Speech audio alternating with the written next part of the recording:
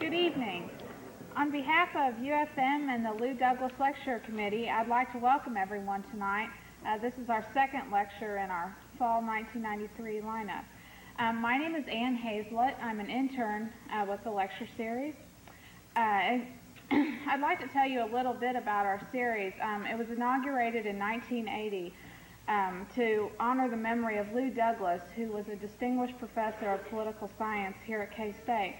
He was a professor for over 30 years and was committed to serving people, all people, through his teaching and pursuit of justice and equity. Tonight I'd like to make several introductions. First, Mary Douglas, the wife of Lou Douglas. Mrs. Douglas, will you please stand?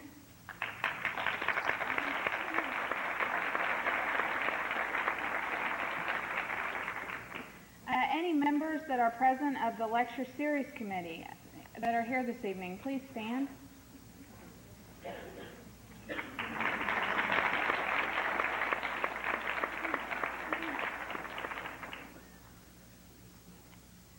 Gloria Rumsey, who's our Lecture Series Coordinator, please stand. Please wave. I'd like to give one reminder to everyone. On October the 12th at 4 o'clock here in Forum Hall, we will be listening to Dr. John Swamley, who has been invited by the series as well as 19 other co-sponsoring organizations to present an alternate to Pat Robertson's lecture earlier in the day. Dr. Swamley is a professor of social ethics at the St. Paul School of Theology in Kansas City, and he is also a member of the American Civil Liberties Union National Board.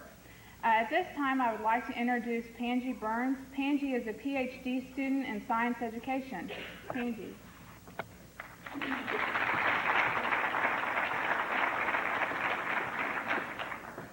Good evening.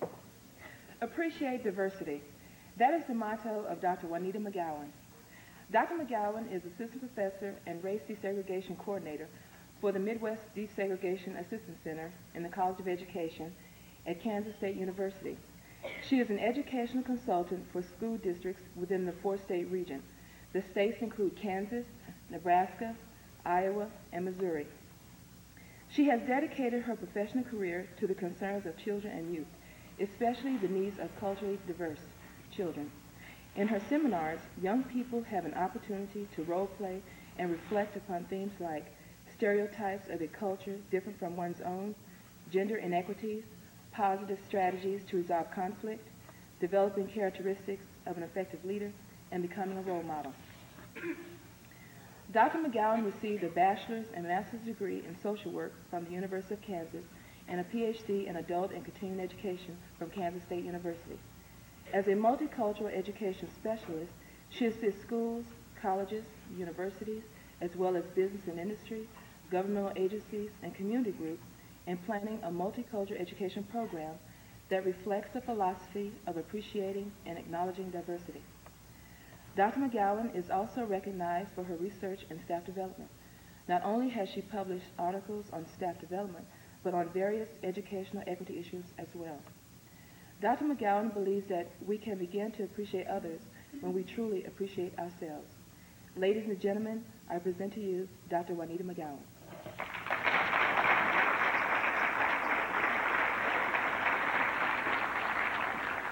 Thank you, Pangie. Pangie is a wonderful young African-American female PhD student in physics. Outstanding. Let's get ready for this evening. Incisive, inspiring, invigorating. have been the words used most often to describe our guest speaker this evening. Julianne Malveaux has been described as one of the most compelling speakers of this generation. Whether speaking to a small group or to an audience of thousands, her observations, drawn from her impressive background in economics and laced with social political thoughts, will touch you this evening. Dr. Malveaux holds a PhD in economics from one of the top universities in the country, the Massachusetts Institute of Technology, and is a member of the visiting faculty in the African American Studies Department, University of California, Berkeley. Her research interests focus on the labor market and public policy and on the impact of policy on minorities and women. She is co-editor of Slipping Through the Cracks, The Status of Black Women, and has recently completed her latest manuscript entitled No Images, Contemporary Black Women and Work. She has been blessed with the gift of activism. And activist effectiveness can be measured by their answer to one simple question: what have I accomplished?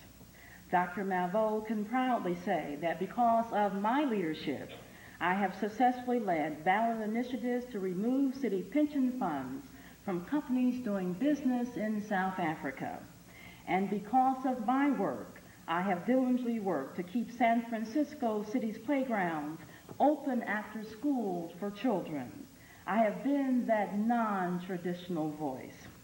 She has been a consultant to a variety of organizations, including the Rockefeller Foundation, the Now Legal Defense and Education Fund, National Coalition of 100 Black Women, and many other groups.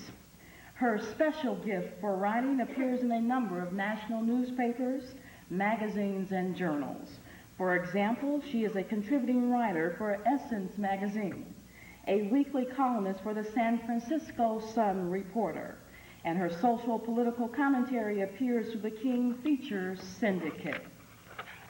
As Dr. Malveaux comes to speak to us this evening on the topic, the New World Order, or the same old stuff, striving for world fairness, I think you too will agree that she is incisive, inspiring, and invigorating. For those of you who have heard her speak before, this will be a great sense of renewal. And for those of you who have not heard her, you better hold on to your seats, because you're about to experience the very dynamic Dr. Julianne Malveaux.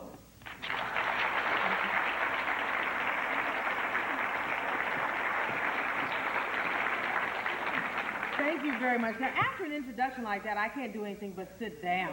I'm not sure that I can live up to it. But it's good to be here. It's especially good to be part of this tag team.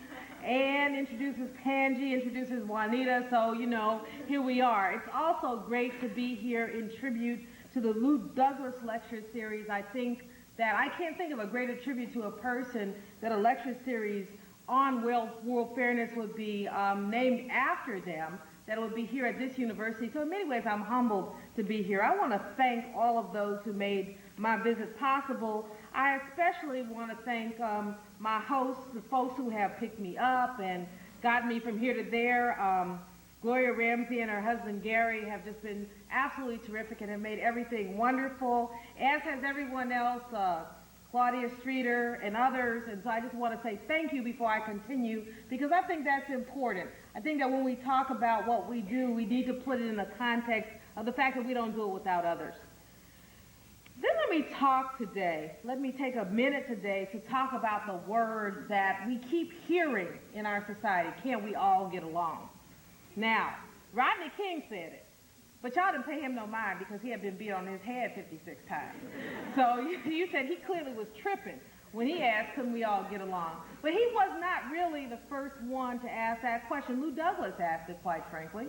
W.E.B. Du Bois, in raising the question, the problem of the 20th century will be the problem of the color line, raised the very same question. Boutros Ghali, head of the United Nations, raises the question almost daily. President Clinton tries to raise it, but of course, I'm not sure what we got when we got a president who cries on key to gospel music. All you have to hear is Precious Lord, and he starts weeping. So it's not sure, whether he gets it or not. And if it's Amazing Grace, I mean, he's sobbing. But in any case, the question, can't we all get along, keeps getting raised in our society because it's a question that we'll have to come to grips with. When I talked to Claudia perhaps in August, and she said, give me a topic, I was on my way to Ghana. And so it seemed to me that the New World Order or the same old stuff made some sense. I learned some things in Ghana I wanted to share. But how could I have guessed, or how would you, or how would anyone, that in 2 scant months we would have seen democracy colliding in Moscow, the setting of a date for an election in South Africa and resistance to that, more U.S. soldiers killed in Somalia, and still an inability on the part of our government to articulate our purpose there and our responsibility there. And people keep talking about, why are we there? But what we don't necessarily talk about is how did we get there? Kind of through the same little prickly path we got to Vietnam and some other places, because we just want to be there. You know, we call ourselves world leaders, but we're ultimately the ultimate wannabes. We want to be every place something is happening. And so there we go. And then we take all these young people with us, and then they die, and then we say, oh, we didn't mean for that to happen. We just want to be there. But we would not have guessed, because we pretty much had Somalia under control, that it would have escalated, that in 1 week we've had 2 sets of killings, and that young people who didn't know Somalia from Sudan are now gone. Bosnia is something that swirls and swirls and swirls, and we begin to wonder, I mean, I like to call them the Republicans and the Republicrats, because the solutions to some of our world problems seem not to have a partisan place and space at all. We really don't quite know what's happening. George Bush's solution to Bosnia, you know, look askance and talk real fast, seems to be real similar to that Bill Clinton has taken. And we're not sure that he's wrong either, because we don't quite know what to do there. The handshake in the Rose Garden that happened 3 weeks ago, could we have anticipated that? Could we have, when we talked in August, that this would be something else we might have talked about when we talked about the New World Order? The challenge, it seems to me, is how to configure a world in which conflict is minimized, cooperation is maximized, but more than that, the people of color, and this is important, come to the table as equals, as people who are not guests at the table, but people who really built the table, who polished it, who served the food on it, and who now say simply, pay attention to me. Because when we look at this new world order, and I don't know how many people have written about it, you've had some of them here. One of the things that is so thrilling for me to be here is the fact that Lester Thoreau, my thesis advisor, has been here. Manny Marable, one of my good friends, was here last year. So it's like old home week. So if y'all don't love me, you're supposed to, because you love all my friends. But Lester's book, Head to Head, The Coming Competition Between the United States, Western Europe, and Japan, is a book that perhaps, I'm biased, but I think is better than many of the books that all talk about this issue. What is happening in world competition? But what's wrong with this picture? How are you going to have a competition between the United States, Western Europe, and Japan? Where's everybody else? Now, the African people are just off the table. We're not even there. Latin America is an afterthought. We have configured the world space in a way that still only white people matter. People of color are at the periphery, simply not sitting at the table. Boris Yeltsin got junior status at the G7. Good for him. I haven't seen a colored person there, and I don't know when, except for the premier of Japan.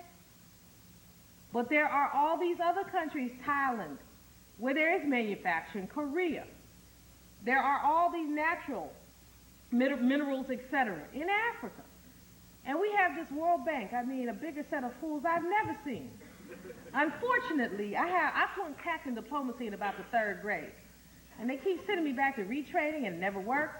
But, the World Bank, who continues to make people devalue their currency to pay back their bills. And what happens then in places like Gabon, in places like Cote d'Ivoire is that they cut down their trees and involve themselves in a deforestation process that is criminal and that leads to the starvation that we see. But the World Bank says we don't float debt. Well, the United States is not in a position to be a part of an organization that says they don't float debt. I mean, under the circumstances, that simply doesn't make a whole lot of sense. So you see, the mindset is a mindset that says that if we are not of color and and we keep changing the name. First it was third world countries. I didn't like that. Developing countries, I'm not crazy about it either. But then you call it the South. Now, the South. Well, see, for a black woman, all you have to say to me is the South, and I'm gone. You say the South, and that's what you're calling Latin America, Africa, every place a the South. It's just like, I don't mean to talk about your speaker coming next week. But you know how these people sit back? It's like, it used to be so wonderful in the United States. We used to have white picket fences. And people didn't have crime. They had crime, they just didn't get arrested. When they say they didn't have crime, what else didn't they have? And basically, you get a picture of something like 1950. And the only thing I could think about 1950, in addition to the fact that I wasn't born, was that 70% of all black women were maids in 1950, so it's probably a good thing that I wasn't born. So when you want to click your heels 3 times to go back to 1950, I'm like, yo, stop. The life you saved may be your own. I want to stay right here. I don't want to go back there. Let's not take it there. So this nostalgia trip is a trip that we see playing itself out in world politics, even as we talk about the New World Order. We need to remember who called it the New World Order. George Herbert Walker Bush. He said there was going to be a New World Order, but he didn't say what it was going to be. He never quite laid it out, and it seems to me that in not laying it out, what he's laid groundwork for is for the New World Order to be the same old stuff. So Bill Clinton, bless his soul, he's got to bless his soul, if only for Hillary's sake. But Bill Clinton says, I'm on Yeltsin's side. Did anybody ask you? This is the problem that the United States has. We are always going to let everybody know whose side we're on. What we haven't figured out is that the New World Order, if we understand it perfectly, is an order in which the United States will not always be world leader. How come? Number one, we can't afford it. We got figures today in the news that 14.5% of all Americans are poor. That number is up from 14.2% a year ago. That represents 13% of all white people, a third of all black people, and roughly 28% of all Latinos. These are frightening statistics. People are sitting here saying, we have economic recovery and more of y'all are poor. Do you really feel recovered when more of y'all are poor? They are calling this a joyless recovery, the jobless recovery, the pitiful recovery. Well, I just call it that. But this will be a buzzword soon, I'm sure. But they call it the joyless recovery, Economic Policy Institute, the jobless recovery, Council of Economic Advisors, because even as we say we're out of recession, we still have 8.9 million people who don't have jobs, who are officially looking. Then you have the folks who got discouraged, didn't look anymore. Then you have, the people who sell Amway. Now, I have nothing against Amway or Avon. I think if you want to sell that, that's fine. But don't call it a job, call it a hobby. Because unless you make a whole lot of money selling Amway, you do it out of your basement in the nighttime, and your contingent boyfriend does the books on it. This is not something that is like a business. This is how you write off your automobile payments. But over 300,000 Americans are calling themselves now employed because they're doing self-employment. Amway, Avon, what else do they have? Do they have the Slim Fast stuff? Or Herbalife, that's it. I'm from California. We will sell anything in California. And we'll call it holistic, and then we'll all say, that wasn't personal. But in any case, the point is that our labor market is changing. We are sitting on top of statistics that are frightening. And we're engaged in an international restructuring that we don't understand and that we're afraid to understand. How many people in this audience have taken a position on NAFTA? How many are pro? How many are cons? Most of you. How come you're against NAFTA? It's going to take away jobs, right? Is that what you've heard? NAFTA will take away jobs. I have not. If I were a member of the Congressional Black Caucus, this is the ultimate of wishful thinking, of course. Nobody would elect me to be their head, But anyway, first they would take my tongue out and say you could only talk on Wednesdays. But I couldn't vote for it today. There's too much wrong with it. But guess what? The notion that NAFTA will take away jobs is a mistaken notion. Jobs are going anyway. We have been losing jobs in this country rapidly. Has nothing to do with Mexicans, has nothing to do with Canadians, has to do with economic restructuring. But we're in a place in this country where economic nationalism is strangling us. And it's strangling us not only in terms of our international relations, but also in terms of our national relations. You really wanted that job. Remember that White Hands commercial? When Harvey Gantt ran against Jesse Helms in North Carolina? And you had two white hands tear up an application. You really wanted that job, but we had to give it to a black person. Don't vote for Harvey Gantt, the commercial went on to say. Now, do black people take white people's jobs? Do jobs come with names on them?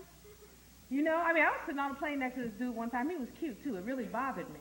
And he said, black women are taking black men's jobs. And I'm like, I was going to ask you if I could buy you a drink until you said I was taking your job.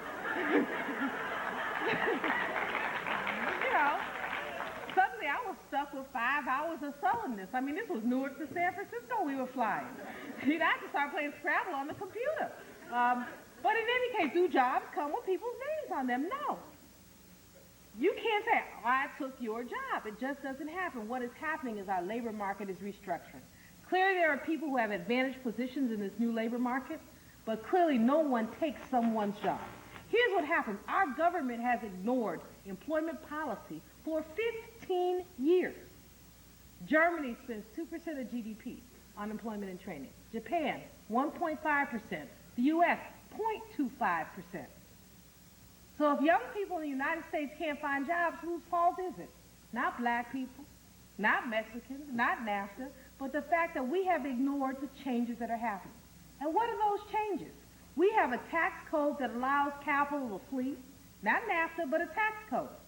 NAFTA may exacerbate that tax code, but even without NAFTA, that tax code exists.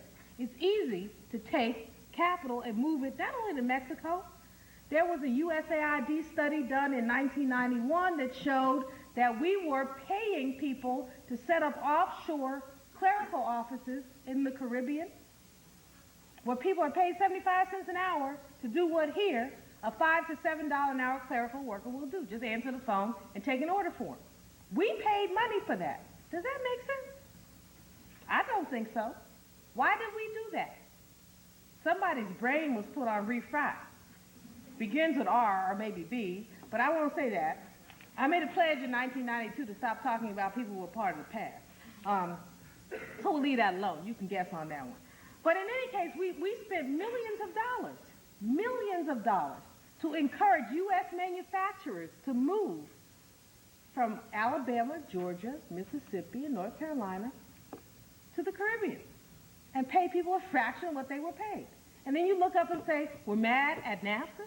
No, you got to be mad at the United States government. You got to be mad at the deals that we cut.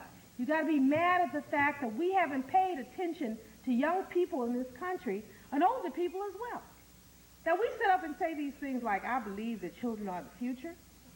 And so we have youth employment programs, but how are you going to hire youth when you won't hire their parents? Does that make any sense? Or you jump on these people, those pitiful, crazy people from Chicago, those home alone people. Remember the shoes? They left their children home alone so they could go to Mexico, have themselves a good old time. But we're a home alone nation. We don't have child care. When we don't have health care, when in the state of Michigan they guess about whether they're going to have schools next year. When in Chicago you need 2 consent decrees to keep the schools open. When in New York, September's coming. Maybe we better get rid of the asbestos. Excuse me, but September comes after August.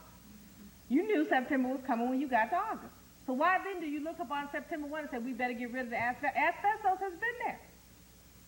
Least priority. You can have elections, you can do everything else, but you just think about the asbestos? Literally every urban school system, and 75% of all black kids, and 80% of all poor kids go to school in about 30 urban school districts. That's frightening.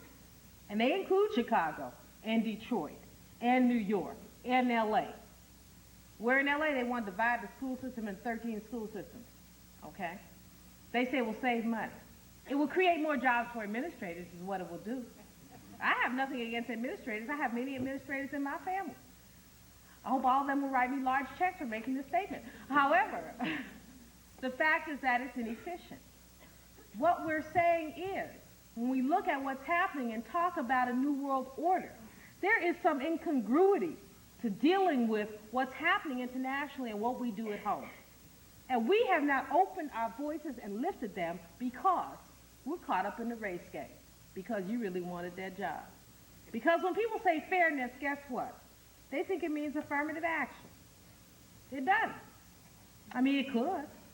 That's part of fairness in my book, but fairness doesn't necessarily mean affirmative action. When people talk about tax cuts, they think it only means business. Because we become so polarized that we're not looking at the notion of these words that are used to talk about the coming international competition, borderless economies, the fact that capital flows, the fact that we can't, with conscience, expect to compete without facing competition. The fact that we can't go into other countries and ask for things that we're not prepared to give. The fact that, and again, I haven't made up my mind on NAFTA, although I'm moving towards something, but the fact that the tariffs in Mexico for our goods are 4 times higher than the tariff of our goods to Mexico. So they actually cut us a better deal than we cut them. Now, the flip side, of course, is the wages are lower, and that's something we have to work with and deal with. But as the AFL-CIO meets in San Francisco today, somebody asked me if I left town because the AFL-CIO was coming. I really kind of took that personally. But then again, I said, well, you can't take everything personally. But the if the AFL-CIO, there's a really good article in Wall Street Journal today. I hate to say that somebody smacked me.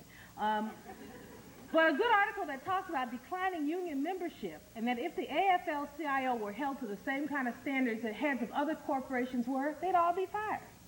In other words, how do you go from having 20% of all workers being union members to 11%? What did you do to the people? I mean, did you overtax them? Did you beat their butts? Why did they all leave the unions? Did you not have representatives that look like them? We know that very few women and very few people of color in union leadership. Why has the union movement lost so much resonance with people when their job is to raise people's wages? Because they've lost track of their mission in many ways. Because in an academic environment, you want to organize the clerical workers, so you send this 300-pound dude with, one of them belts. You see them on Designing Women, where like part of their anatomy is showing. And you're like, man, pull your pants up. You just like, don't come to my office with your pants sliding down. I've never figured that one out anyway. Then you see these young brothers do it. You're like, excuse me, I don't want to see your underwear. Your underwear is not sexy, nor is it clean. Try something else. But in any case, you can't send these guys to clerical workplaces to organize women. You need to send women to clerical workplaces to organize women. And when you go to Delta Pride Catfish Farm in Mississippi, you need to send women of color because the workplace is 97% women of color. So if you send a good old boy, you're going to get people turned off. The point being, few institutions, I won't say no one, there are small ones, but few institutions are coming to grip with economic change. 10 years ago, the Fortune 500 perhaps employed half of all American workers. Today, more than half of us work for employers who hire less than 50 employees. What does that mean? We pass social legislation through employment, and that's probably a mistake because the Family and Medical Leave Act, which everybody said was revolutionary, represented only half of a revolution. If you did not work for someone who had more than 50 employees on the payroll, you don't get family and medical leave. Now, if you happen to work for this university, you're covered. I'm not talking to you, closed areas. But if you work for one of the small businesses that surrounds the university, and I guess that many students do, you aren't covered. Your mother gets sick, your wife gets pregnant, you get pregnant yourself, hey, you're out of luck. This revolutionary legislation simply didn't trickle down to you. Guess what else? Small businesses represent the greatest growth in our economy now. Women-owned businesses employ more people than the Fortune 500. Small businesses represent the greatest growth, but they're exempt from any kind of protective laws in our society, including civil rights laws. You can discriminate if you have less than 15 employees. You can call people all out of their names and anything else you want to do. This is not encouragement. This is just a note. But you can do that. It's legal. It's okay. You don't have to obey occupational safety and health codes. You don't have to obey employment standards codes. That means you don't have to pay overtime. You don't have to have a safe workplace. If people slip and fall, that's their business. Okay? This does not mean put a puddle in your workplace so your workers fall tomorrow. This means think about what it means to deliver social change through an employer. I think we're missing an opportunity right this minute as we talk about health care. The opportunity we're missing is an opportunity to change the way we deliver social policy, to begin to deliver to the individual directly and not to the individual through the employer. But because we've always done it that way, now, I did an interview with Ira Magazine, and he said, well, we've always done it that way. Well, see, again, the unique perspective that I bring to the table is the perspective of being an African American. See, always done it that way doesn't get it for me. See, because if we always did the way we used to do it, I'd probably still be picking cotton. So always done it doesn't happen. We have to think about other ways to think about things. I don't understand why, with 37 million people uninsured, with 10 million people unemployed, with another 15 million underemployed, we don't think that there's got to be another nexus to deliver social services and social policy except the workplace. What we do, let's think about what we do when we do that. We elevate the workplace above any other social institution. We say that work is more important than anything else. Now, maybe it is in some peculiar sense, but this is what we've lost most in this country now. This is why my generation, baby boomers, everybody talks about us. We're not that bad. You know, some of us actually don't have tails. But this is why my generation, Buppies and Yelpies and et cetera, have been so criticized, because we have been into our work above all else. Yes, Camus did say that without work, all life is rotten. But let's talk about a flip side of that. There has to be community and consensus. There have to be other things that are important. What we lost in the 60s and 70s, much of what we lost is not because of the women's movement, but the women's movement precipitated some of it, was the notion of volunteerism. When women got pressure to move into the workplace, guess what institutions were decimated? Our museums and our schools and our voluntary organizations. They were literally decimated. People said, well, I can't do that anymore. Because the question of the 70s and 80s was, guess what? What do you do? Unfortunately, my flippant answer, that's why some people don't speak to me, was not you. But you know, I mean, how can someone define what do you do? And then you're supposed to like run out your list of credentials and say, well, I have a degree from here and I write there. What you ought to be able to say, what turns you on? What excites you? How have you made a difference? The work that I do that excites me the most isn't connected to a paycheck.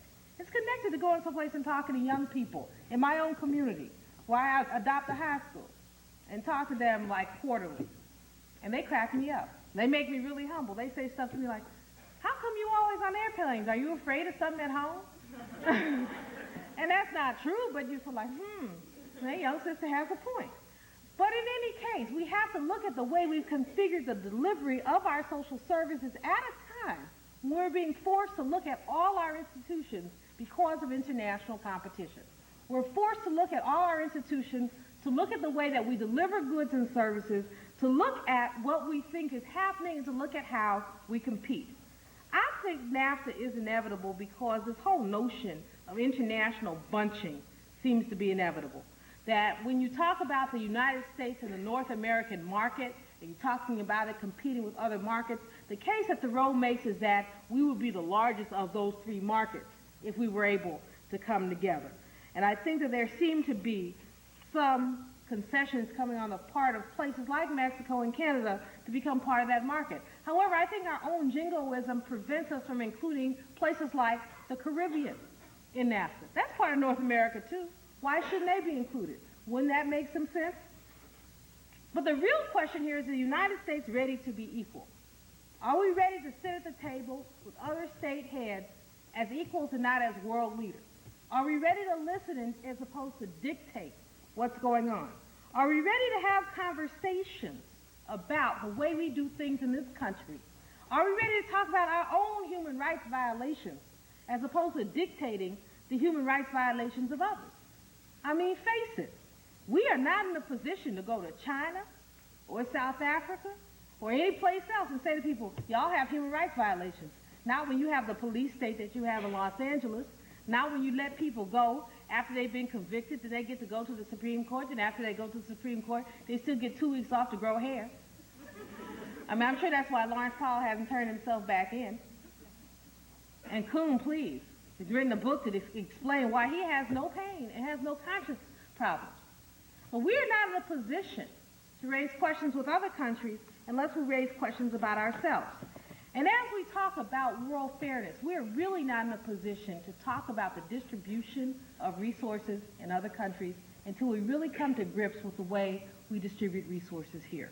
We're really not in a position to talk about any of this until we talk about the inherent inequalities that exist in our country. Bill Clinton frightens me. He frightens me because I like him. I mean, I think he's kind of cool.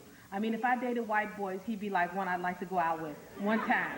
You know, I mean, he looks like he's big fun. He probably listens to good music, you know, probably get one of those convertibles, whatever, you know, six-pack, la-da-da. We won't go any further than that. But, I mean, he frightens me because he makes us comfortable, because we baby boomers look at him and say, uh-huh. But guess what? He broke faith with me when he slam dunked Lonnie Guinier. And it wasn't only because of Lonnie Guinier, the person, but it's because of the things he said around Lonnie Guinier that frightened me about our nation. He said he was not concerned with equal outcomes, only with equal opportunity. Now, how can you have equal opportunity without concerning yourself with the outcomes? See, I mean, think about it. Just think about it for a minute. You got a process and you got an outcome. We come to the table with a premise.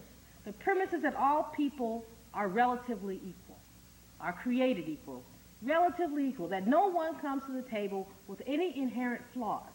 We've rejected the myth of the Hottentot Venus or the endangered man, you know, the endangered black man. See, whenever I think about that, I think about like bald-headed eagles and red-spotted owls. And I'm an urban child, so that bothers me. And the notion of a black man as an endangered species bothers me too, because it makes him a species other than the rest of us. And that makes no sense. And then again, I know y'all can tell I'm single, but I cannot afford to date an endangered species. I simply do not have the coin. I mean, an endangered species, it's like they got to be polished. You got to put a fence up around. It's like going out with the Washington Monument. Hi, my name is Julianne Malveaux. My date is the Washington Monument. Please don't chip it. Bother, do anything to it. But when we reject that and sort of say we all come to the table relatively equal, if you don't have relatively equal outcomes, then you have to assume that the process has differential impact on different people. And you have to look at the process. And what the president said is he didn't want to look at the process. The process was equal because you took down all the signs. The signs don't say white or colored anymore. They don't say no women need apply. They don't say this is your water faucet and this is yours. And so everything is cool. And if someone, a scholar, begins to wonder about gaps, and how can we not wonder about gaps?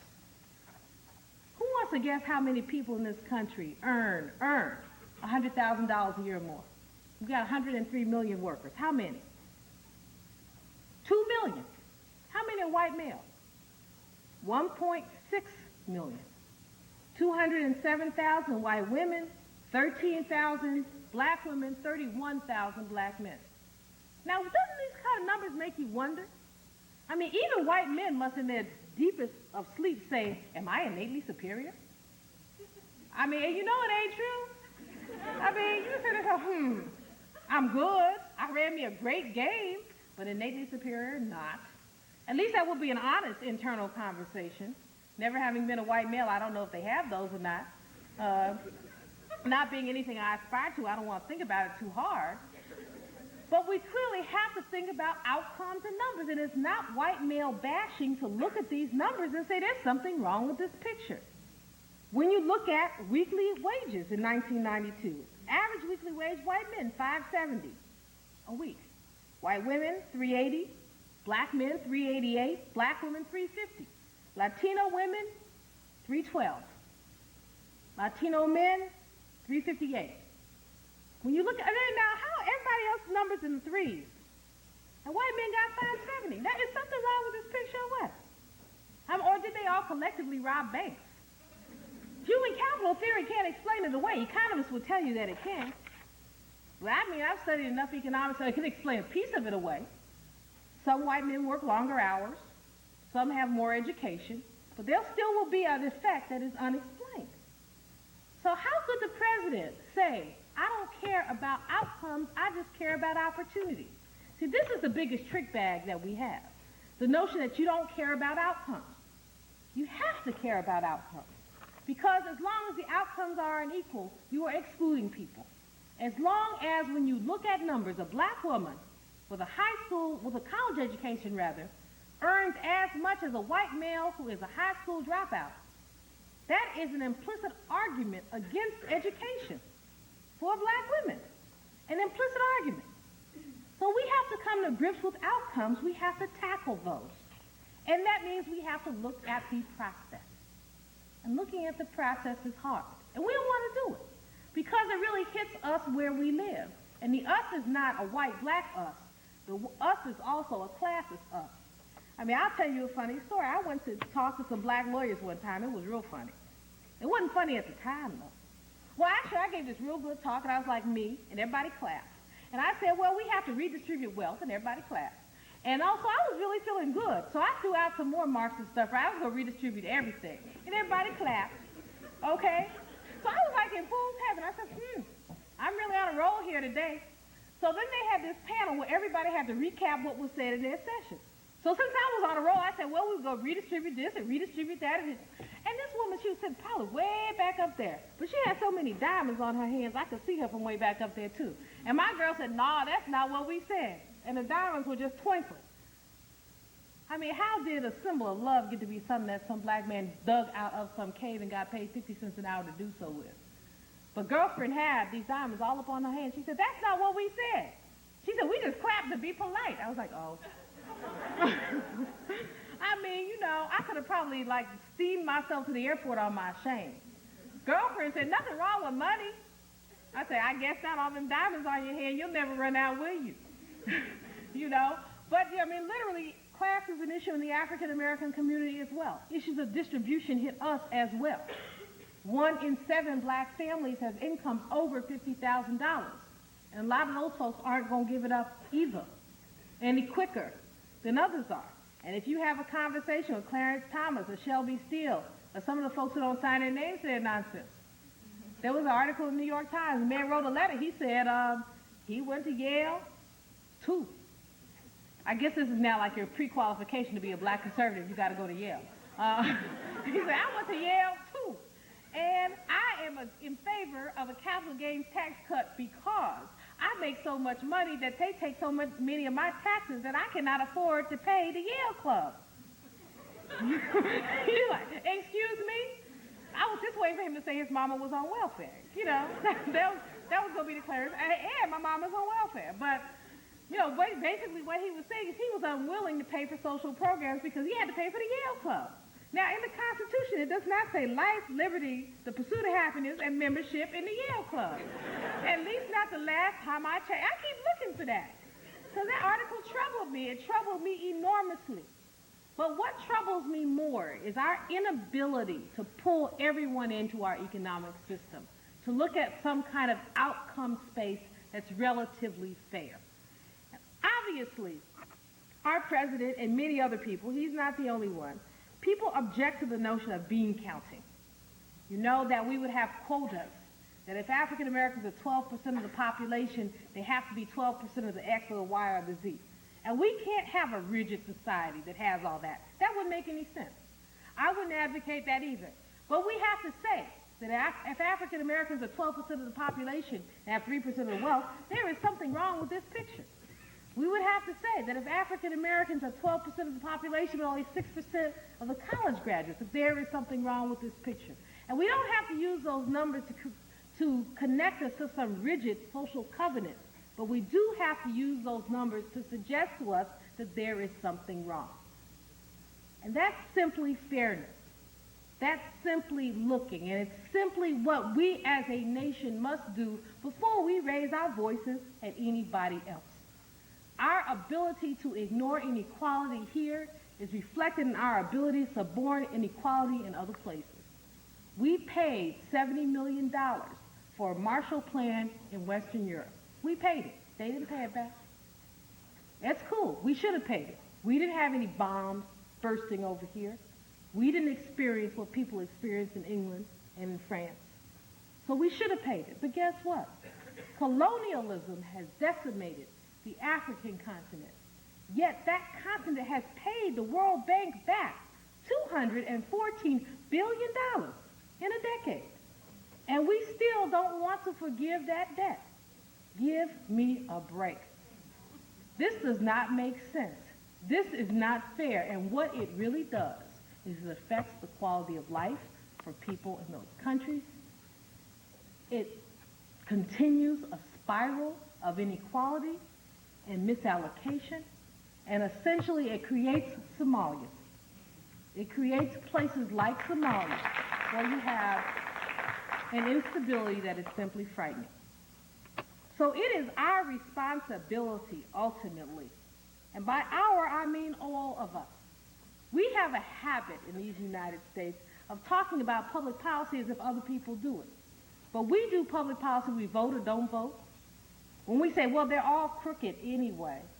When we do irresponsible things like vote for term limits or Graham Ruttman Hollins, to say, if the budget doesn't balance, we'll make it balance. But we won't make any decisions. We'll just cut everything 12% across the board. This is political cowardice, not political leadership. So are term limits. If somebody's shaky, turn them out. You don't need term limits to tell you that somebody's a fool. A 2-year fool is a 4-year fool, is a 6-year fool, is an 8-year fool. Turn them out early. Don't keep them forever and wait until term limits tell you they have to go. They can get an eviction notice before that. We have to take control of the process, and we have to have our voices raised about issues of equality. Issues of equality, however, cannot come simply from the African American community. Clearly, we have a moral authority and a moral resonance in raising some of these issues, but the only way we get to some of the issues that W.E.B. Du Bois or Rodney King talked about are when white people talk about them too. Race issues will not become part of national policy issues until somebody like Bill Bradley, I love Bill Bradley, raised a question in a speech. We have to deal with race. Now, I disagreed with some of what he said, but I think that he, as a white politician from New Jersey, took a risk to say that. And that's what has to happen, is that white people have to say, as loudly, as emphatically, and as angrily as blacks do, we cannot afford this. And why can't we afford it? Because the rules of the game are being changed. We will be swallowed by the same old stuff and passed by the New World Order unless we come to grips with that weevil in our Constitution, as Sojourner Truth said, that weevil of inequality that we simply can't get to the bottom of. It's our responsibility, our issue, our problem. And by our, I don't mean our people of color. I mean every person in this audience. Every person who cares about where our country goes in its economic future. The challenge, and indeed, the choice is ours. Thank you very much.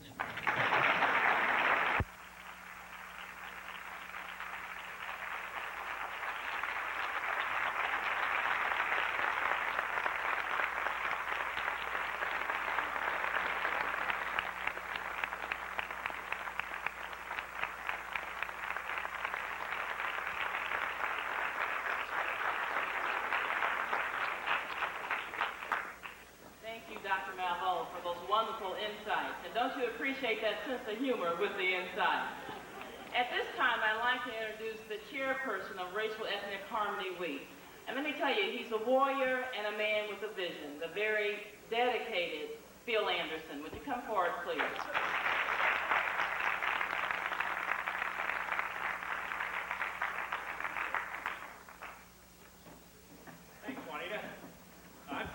Peterson, the chair of Racial Ethnic Harmony Week. This is our 5th year, and most of the events that you come to are free of charge, but they're not actually really free. We have to pay for them.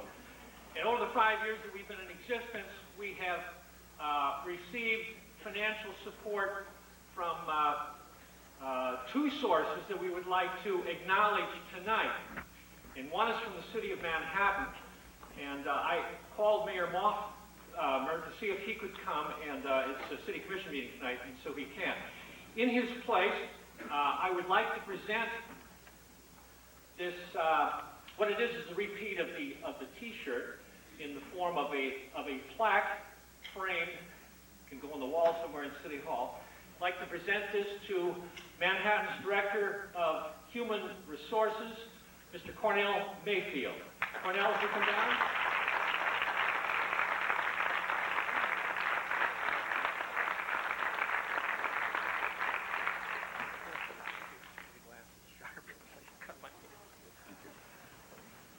Cut my hand twice on that glass so far, so what I was warning him of.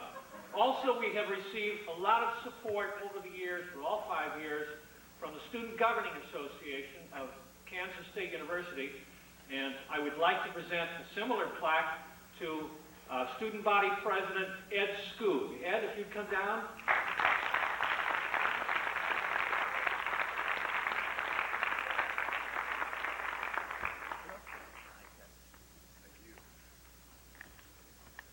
These, the plaque that Ed and Cornell have are on these swell T-shirts. And I can hear you asking yourself right now, gee, Phil, how can I get one of those swell T-shirts?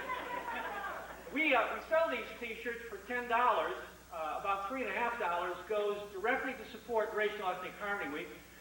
We think they're very attractive T-shirts. Last year we printed the T-shirts on Caucasian, and this year we decided to add a bit of color, and I think it improves the design, makes the color stand out even nicer. On your way out in the lobby, we have this swell stand set up. We take checks made out to Racial Ethnic Harmony Week. For those of you who happen to be temporarily financially challenged, we will take an IOU. I literally will take an IOU from you if you promise to come and pay me back. Or we do the old-fashioned way, we also take cash. I have one of them for Dr. Julianne Malveaux, who obviously has earned her T-shirt tonight. We would like to present you one.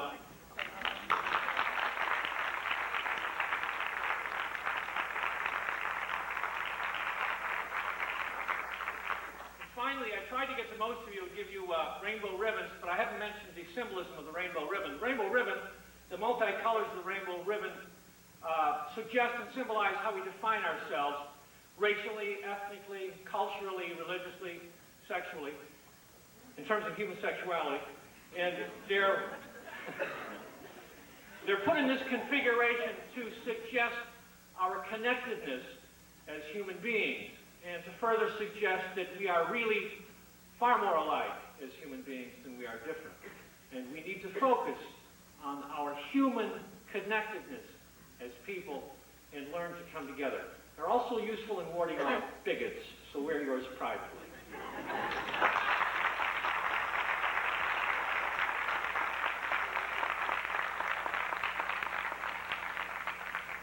Thank you, Phil. At this time in the program, we're going to ask Julianne Malveaux to come forward, please, and we're going to ask the audience if you have any questions.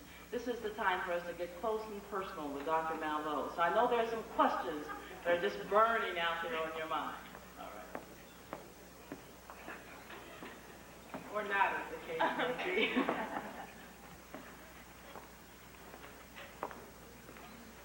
Blessy, I hand back here. Oh, yeah. sir. This has to do with a recurring theme in your talk tonight about defining position of labor in our culture. And I just wondered if I could get you to elaborate maybe on some factors that I didn't hear stressed in your analysis so far. Maybe you would not agree with this, or maybe you would. But you attributed the weakening of the labor movement, and so far as you mentioned it, pretty much solely to the stupidity of the leadership in recruiting new constituencies. And I think that is an element. And I think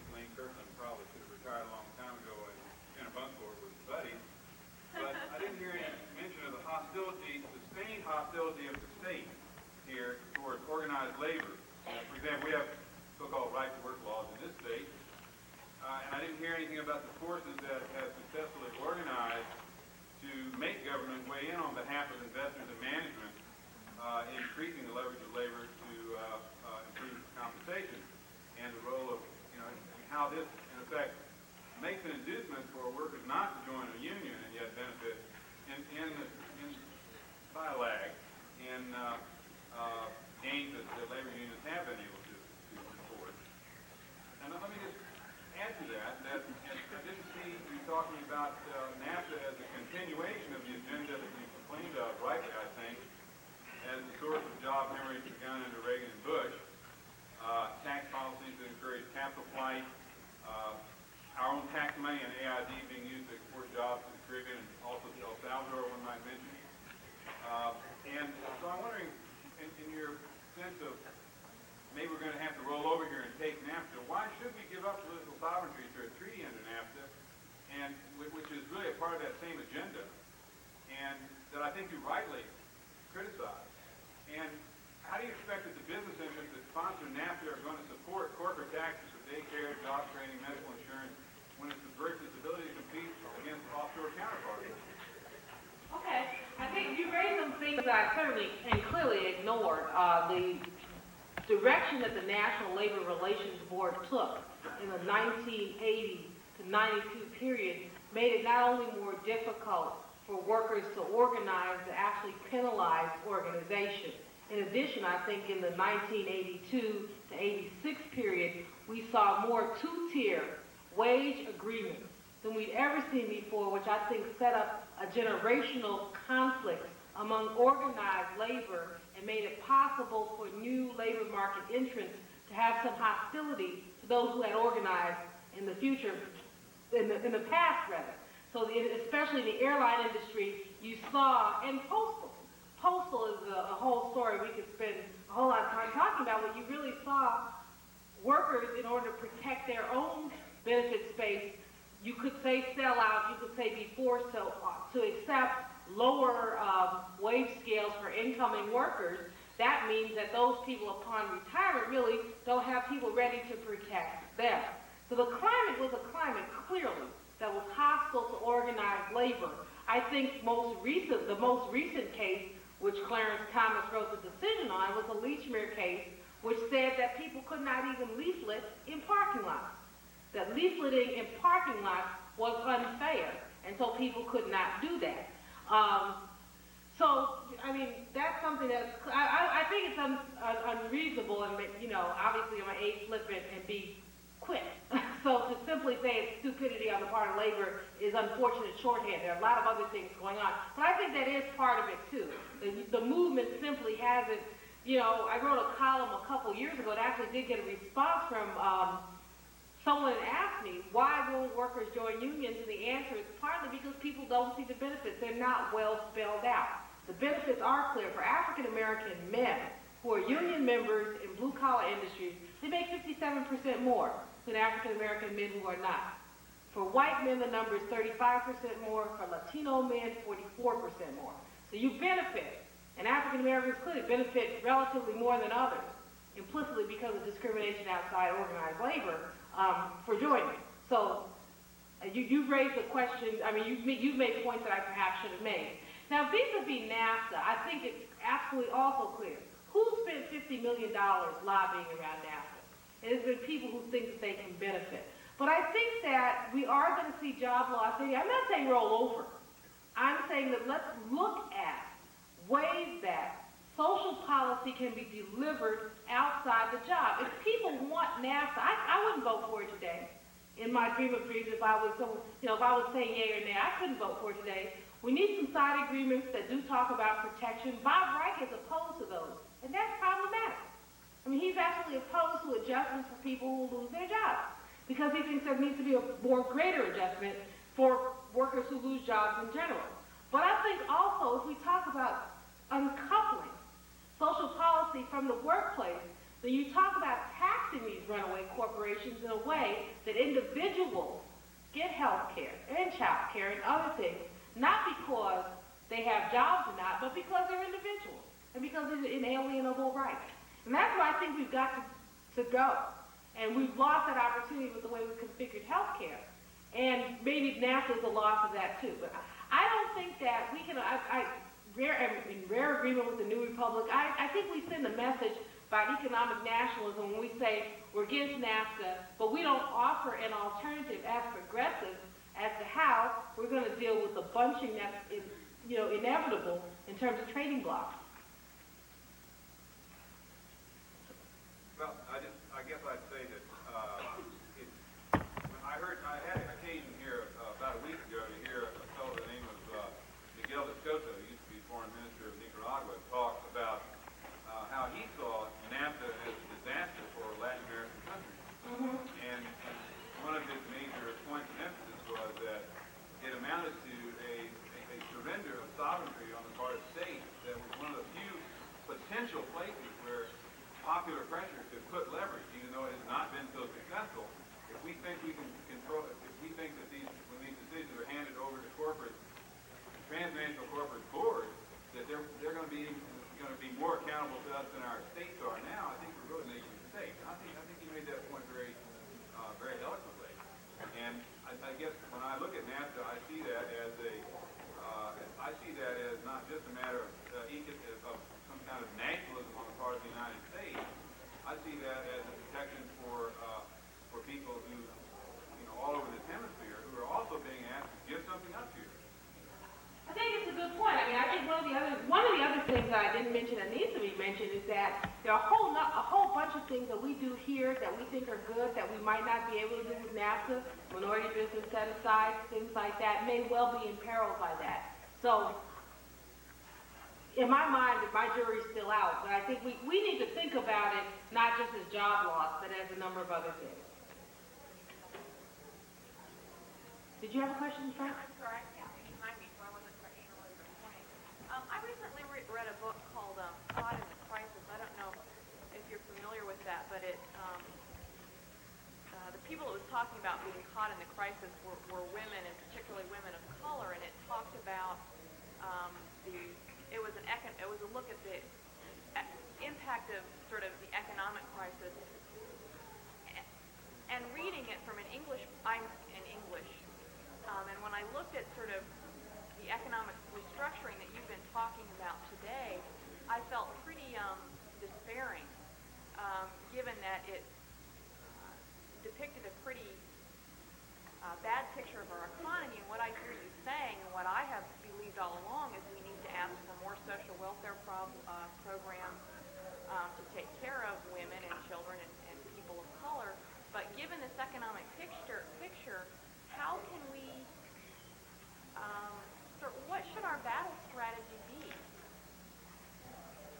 I think we need to look at, I think when we've talked about social programs in the past, we've simply talked about programs. I think that progressives in the future will have to talk about how they're financed.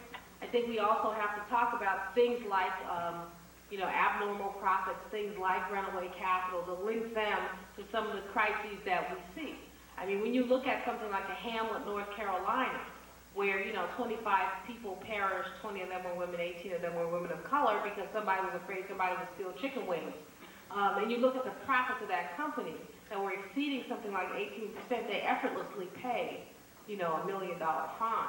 And nobody served any jail time on that. Then we have to look at the fine structure more clearly reflecting what the profits and things like that are. I mean, we have to have some kind of economic literacy and movements for social change so that you're not just saying we want child care or, we want health care, but that it's connected in a different way to where the profits are in this country. I mean, we're sitting in a place where people are experiencing profits, where despite the high levels of unemployment that we see, we also, if you just, read the financial pages, see companies posting 18, 20, 30% profits.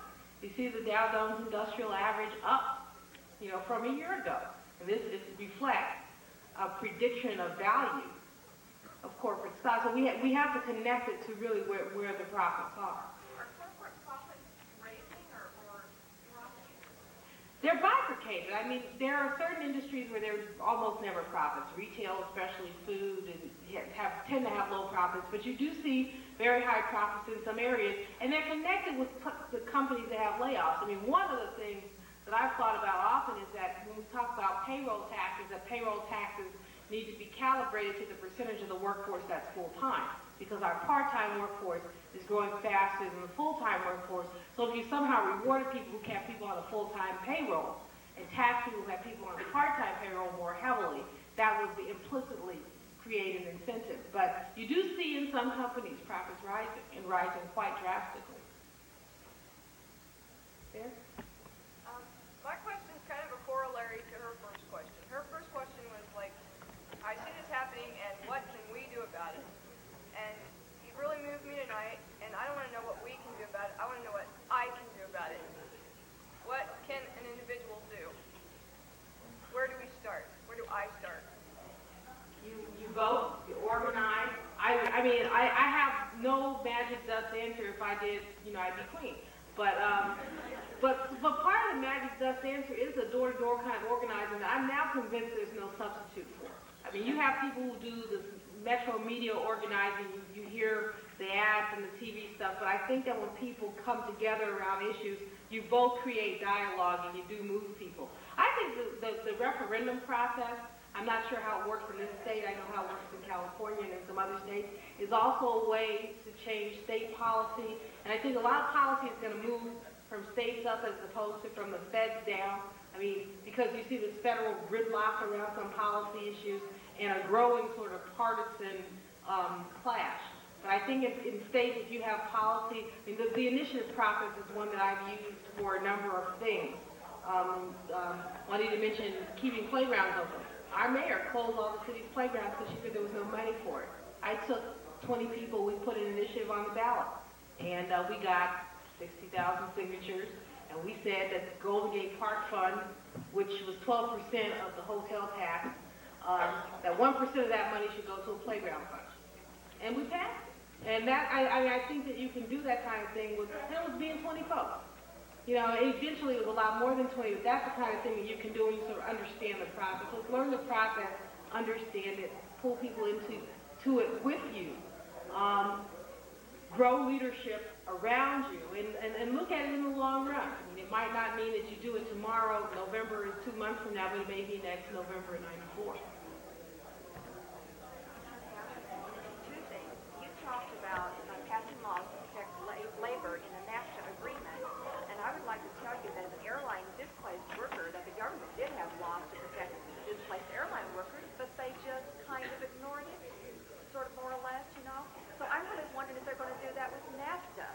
And I just finished writing Slattery a letter, and I said, look, if NAFTA passes, maybe it's because you've got a credibility problem. If you don't protect airline displaced workers, how would anybody think that you might protect displaced NAFTA workers? And the second comment I want to make is that I'm beginning to get a view of the world in terms of not so much of like Russia being a threat to us or some country being as a threat to us, the common people, but more into business and the corporate elite.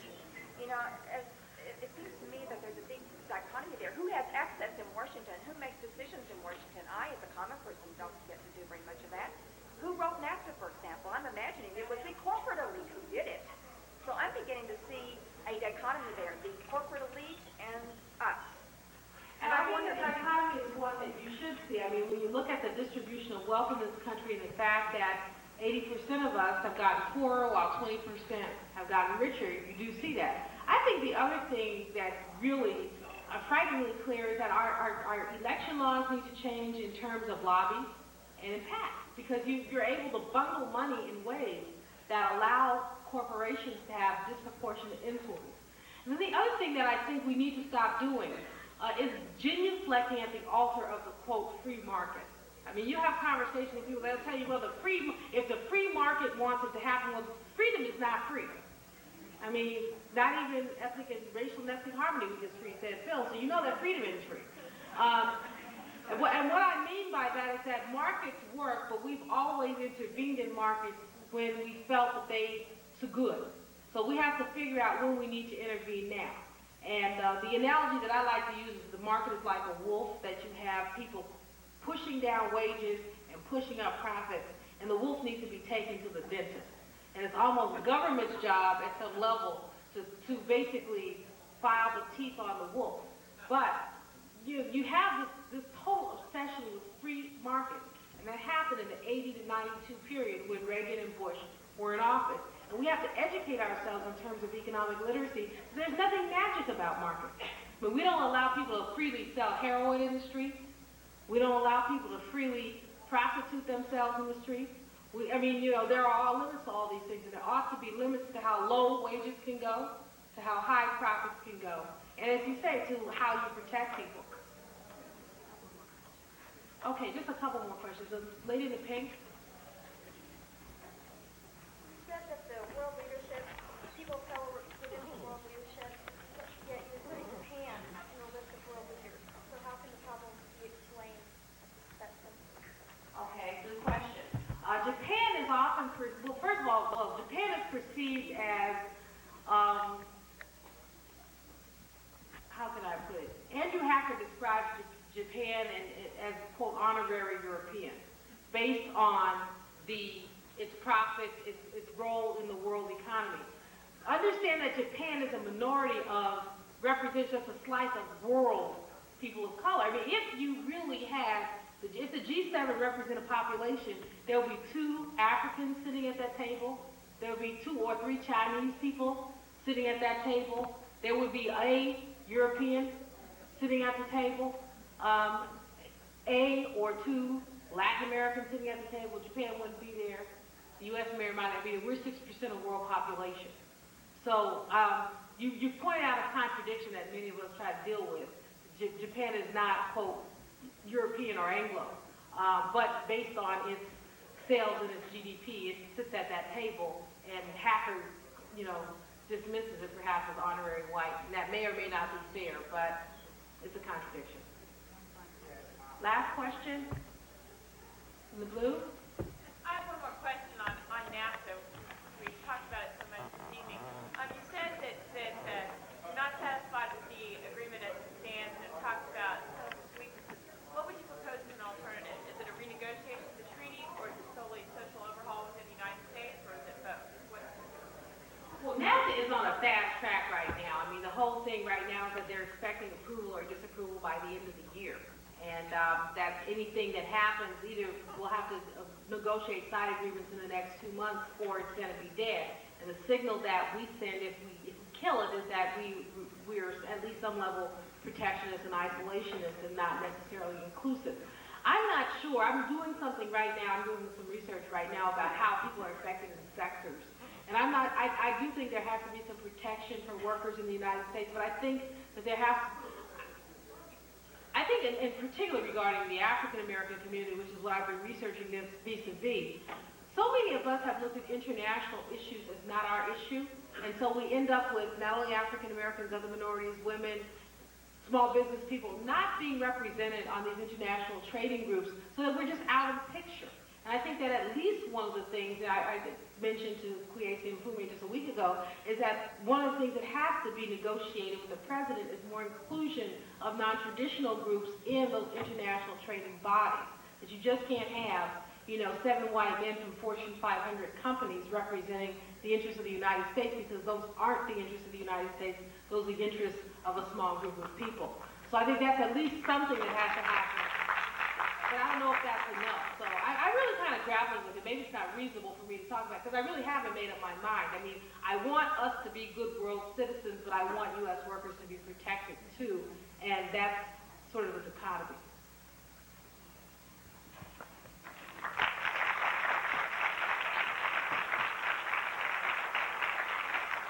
Dr. Malveaux, we appreciate you so much, and with your wonderful insights and knowledge. I mean, just a knowledgeable woman. Thank you again. Let's give her a hand again.